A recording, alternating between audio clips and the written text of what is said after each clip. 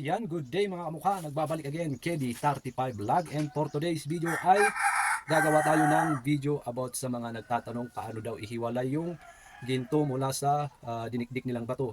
So kung isa ka sa mga may problema na nahihirapan ihiwalay yung gold dust sa dinikdik mong bato, para sa iyo ang video na to. Ayan, so marami kasing nag-PPM sa akin, marami nag-comment. So, ito siguro yung paraan ko para masagot yung mga tanong na yan. Gagawa tayo ng video about sa mga kung paano ihiwalay. So, ang gagawin natin ngayon ay gagamit tayo ng nitric acid. So, bihira ako gumamit ng nitric acid, bihira ako gumamit ng mercury. Pero ngayon, dahil siguro, ang tawag doon, dahil ngayon ay kailangan kong ituro yung paraan ng nitric acid. So, simpleng paraan lang naman to. So, sana itapusin mo to para magkaroon ka ng idea. Okay, so ito yung ating ibabad sa nitric acid. So kanina lang ay ito ay galing sa bato. Ayan, so ganyan yung bato na dinikdik ko. Ayan, dinikdik ko siya at para kumonti siya ay pinadaan ko sa sample pan. Ayan, so para kumonti siya at hindi marami yung ating gagamitin na nitric acid. Ayan, so ganyan lang siya kakonti. Ayan. At siyempre gagamit tayo ng nitric acid. Ayan, ibabad lang natin. So before natin ibabad yan ay siyempre gagamit tayo ng face mask kasi yung nitric acid ay sobrang matapang tao. Ayan, so magsusuot muna ako ng face mask. Ayan, so pag ibinabad natin to sa nitric acid, anong tawag doon? Ayan, pag ibinabad natin to sa nitric acid, kapag huminto na yung kulo niya, ayan, so pwede na nating padaan sa sample pan. Pero pag kumukulo pa, hindi pa natin pwedeng kunin kasi pagka kumukulo pa kasi ibig sabihin nun kinakain pa ng nitric acid yung mga pyrites, mga ibang metal na nahalo. Ayan, so konti lang yung ating ilagay. Pag kulang, saka natin dagdagan mamaya. Ayun. Mas mabilis sana to pagka sinalang sa apoy. Ayan, so kung mapapansin nyo ay meron na siyang unti-unting reaction. Ayan, kumukulo na siya. Nagkukulay pula na siya. Ayan, so sa mga nagtatanong kung saan mabibili yung nitric acid, meron naman po sa Lazada at saka sa Shopee. Kaya lang mag-ingat kayo kasi maraming nag-PPM sa akin na maraming napeke. Ayan. So yun, unti-unti na siyang kumukulo. Grabe yung usok niya. Siyempre naka-face mask pa rin tayo at medyo layo muna tayo ng konti. Ayan. Siguro babalik na lang tayo mamaya pag huminto na yung kulo niya o kaya kumonti yung usok niya. Ayan.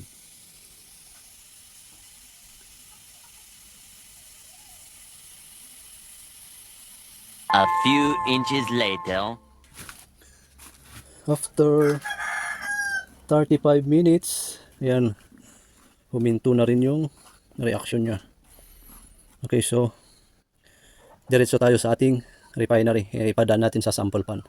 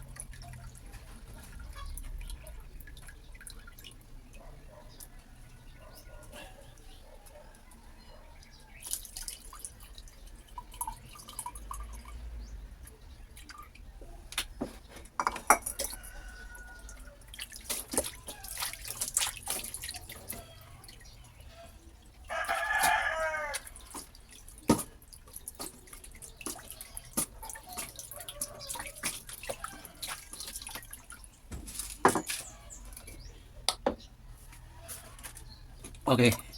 Sa mga nagtatanong bakit natin itong itong tubig na pinag-asiduhan natin, huwag natin itatapon kasi nandito yung silver niya. Ayan, so ipunin mo lang to para ma-extract mo yung kanyang silver. Dito kasi yung silver niya. Ayan, so kailangan nating ipunin at huwag nating itapon. Ngayon, ito yung natira sa ating pinadaan sa asido. Tingnan natin kung meron ba talagang ginto. Ayan, so ang mangyayari kasi pag binaba natin sa nitric acid, ang matitira na lang ay yung gold dust.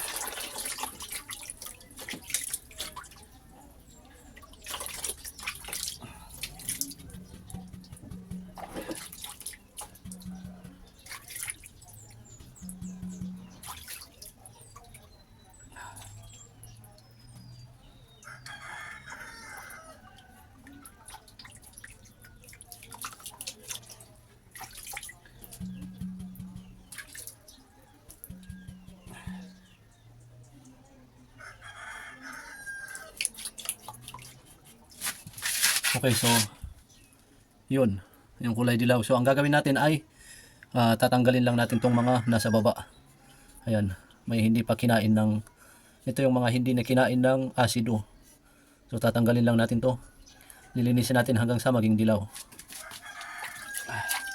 Dito sa paraan na to ay kailangan talaga masipag ka at matiisin.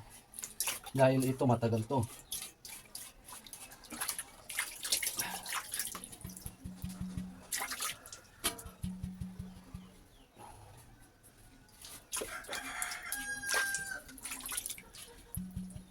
Ito yung isang dahilan kaya ang ginagawa ng iba ay gumagamit na lang sila ng anong tawag doon? Mercury para mas madali.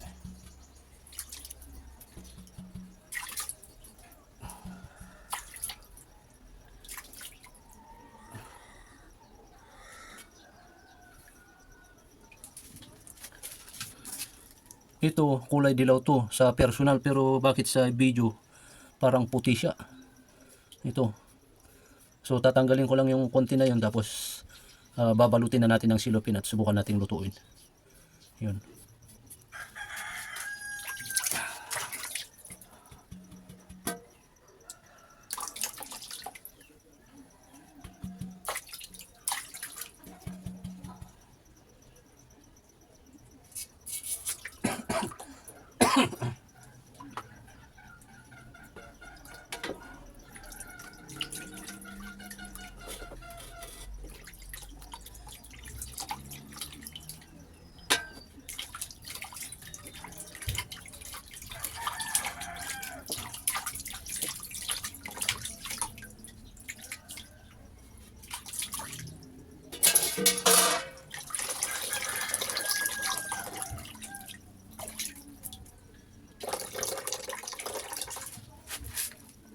Yun. So ayan, babalutin na natin yan at lulutuin natin. Tingnan natin kung may ma-recover tayo. Okay.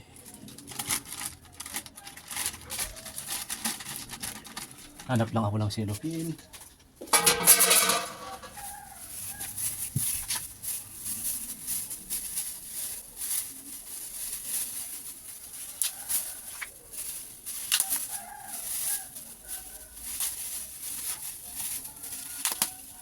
Ah.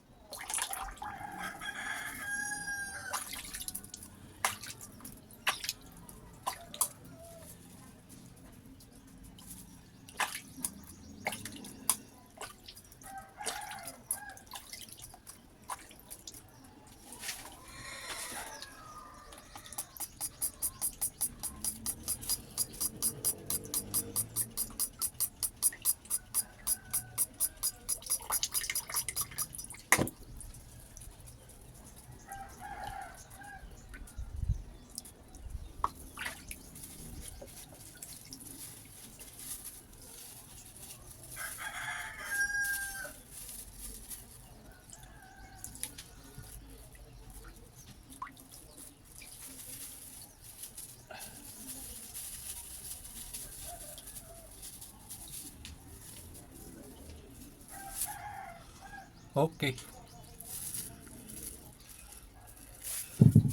Ayan, so diretso tayo sa ating lutuan. Lutuin na natin to.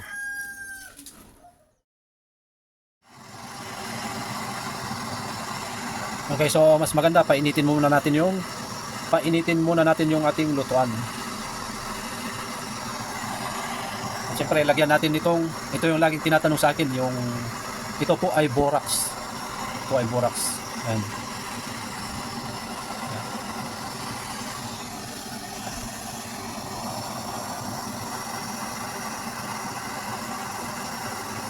Okay, pagka natunaw yung borax na nilagay natin, saka natin ilagay yung ating lulutuin na goldoras. Okay, pwede na natin ilagay itong lulutuin natin. Pero pagka dito sa umpisa ng ating pagluluto, kailangan mahina yung apoy na ating gagamitin.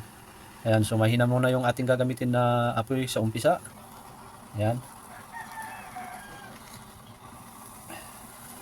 Dahil lagi kong ina-advise pagka nagluluto kayo ng ginto at goldaras o goldash yung iyong lulutuin, kailangan po talaga mahina yung apoy na yung gagamitin, kasi pagka malakas yung apoy na gagamitin nyo, may tendency na ibubuga niya yung lulutuin yung goldaras, lalo pagka pino yung ginto na yung lulutuin.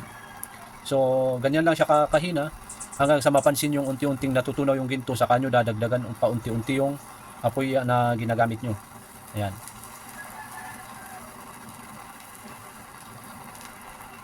So dito sa pagluluto na to ay tumatagal lang tayo ng mga 10 to 15 minutes. Ayan. So nakadepende pa rin sa laki ng iyong lulutuin. Kung maliit yung niluluto mo, mas mabilis. Kung malaki, mas matagal. Ayan.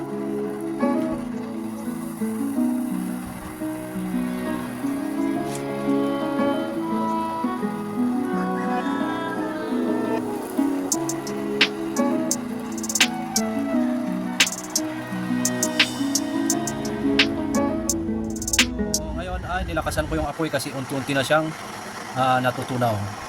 Ayan, i-zoom natin. Yun, medyo blurred. Yun oh. Yun oh, natutunaw. And so antayin lang natin tumigas siya, kasi pagka hindi siya luto, pagka hindi siya gaano naluto, bababa daw yung kanyang carrots. Yun kasi lagi sinasabi ng mga buyer sa amin, pagka hindi daw naluto ng husto, mababa daw yung kanyang carrots. Yan, so antayin lang natin tumigas siya. Pagka tumigas na siya, nakita mong tumigil na yung pag-ikot niyang pagkulo niya, ayun, pwede na yun, luto na yun. Ba't ang pangit ng shape?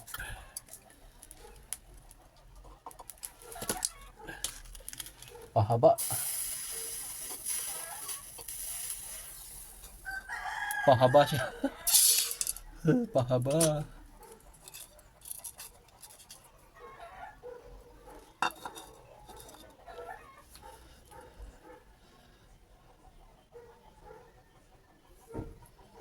Sus. Ulitin natin. Dito sa kabila. Yan, ulitin lang natin kasi ang pangit yung luto. Pahaba oh.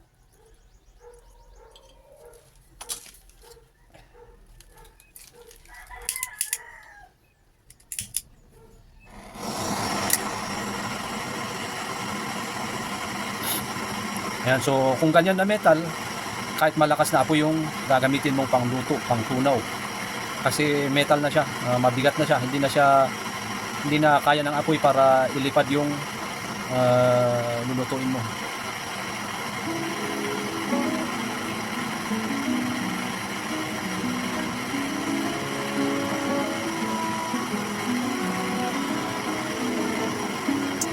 Ayan, pabilugin lang natin para maganda naman yung itsura.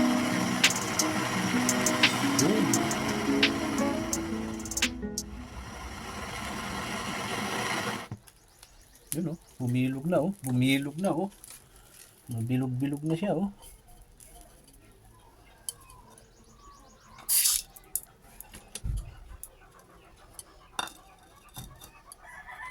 Yun. Ang cute. Ay. Ang cute niya, ang cute. Ayan, so tara at timbangin natin kung ilang kung aabot ba to ng 1 grams. Yan.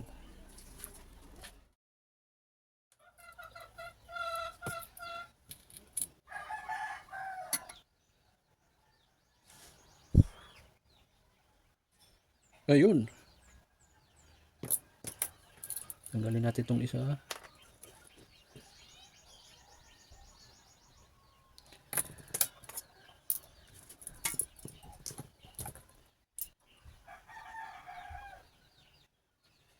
Hmm. 0.6. Ayan, meron siyang timbang na 600 milligrams. Ayan. 0.6. Nabitin ng 0.4 para maging 1 grams. Ang liit eh. Ang cute eh. 0.6.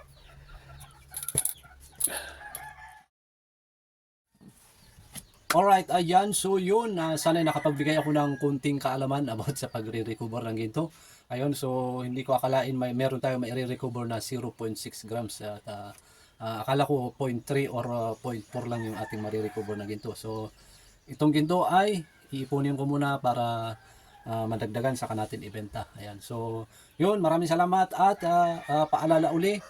Ito pong ginawa natin vlog ngayon ay hindi po ito tutorial video. Ayan. So, sinare ko lang yung aking kaalaman na konting kaalaman. Ayan. So, sana ay nakapagbigay ng konting idea sa inyo, lalo na sa mga nahihirapan mag-recover ng ginto. Ayan. So, maraming salamat at pa-subscribe na lang para lagi kayong updated sa mga video na aking ina-upload. Bye!